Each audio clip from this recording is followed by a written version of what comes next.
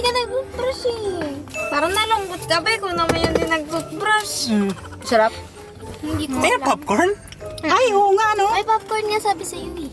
Ayaw niya ipakita kumakain siya dito. Ang sarap. Hindi ko pa kamo nga. Diba? It's good. Baka na yung frosting pero tigas ng hook. Pa-popcorn yung kanya. Hindi, pakita mo mo. Mama, wag! Masarap, ma'am. Sarap. Sarap So this one is popcorn na parang may caramel.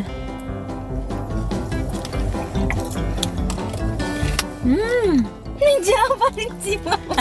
Galing kanina yung tsaa niya. Iniinom niya yung tsaa niya. Gusto niya? Ay, ayaw. Masaya na ako, thanks. May May crunch. kumagat eh. Sarap ng dessert. Nauna yung dessert. Okay, ma-happy na ako sa challenge na to. Ang sarap. Next, Chick-fil-A. Grabe. Saan tayo? Left or right?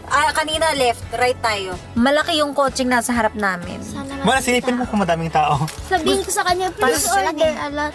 Sana mag-diet. Hindi, libre ko siya. Damihan na niya. Ako gusto ko ng spicy with sauce. Spicy Ako rin. deluxe. Spicy. Ito yung aming inspirasyon.